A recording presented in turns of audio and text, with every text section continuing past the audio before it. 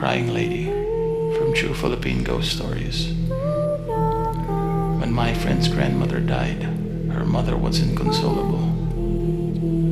Mrs. Montez wept constantly.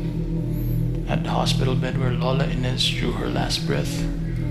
At the funeral home where the family held a 5-day wake. And finally, at the cemetery where she was brought to her final resting place. Mrs. Montez's grieving continued even after the tomb was sealed in cement and the last remaining relatives went back home to their provinces. On the night after the burial, Mrs. Montez locked herself in the master's bedroom and refused to come out. At first, her family left her alone, thinking she needed time to grieve. Dinner came, but Mrs. Montez still refused to budge from her position. She remained stoic at the far end of the bed, completely wrapped in a thick blanket.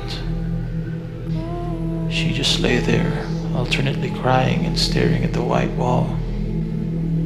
Much later, after years passed, Mrs. Montez would tell her kids the vacuum she felt after her mother's death.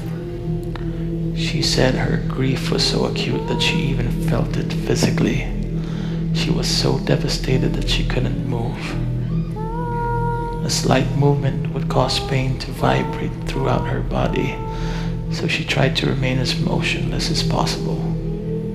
She was literally paralyzed by her loss. But at the time, her family thought she was being overly dramatic. One by one, they trooped to the master's bedroom at the encouragement of their father and offered their comfort. None of them were successful, not even the father who had decided to give his wife her space. After tucking her in, the husband turned off the lights and went to sleep in the guest room. The mother cried the entire night. It was one of those crying marathons that she would fall asleep from exhaustion and upon waking up, resume weeping again. It must have been dawn when she woke up and heard someone crying beside her. She thought it was her daughter, so she just lay on the bed and listened to her sobs. But as the sobs grew louder, she realized it wasn't one of her children at all. The voice sounded familiar. In fact, very familiar that she sort of had an inkling who the person was. But she couldn't turn around. And it took her a few minutes to muster enough courage to turn around and find who the identity of the weeping person beside her. And she was right. It was her mother.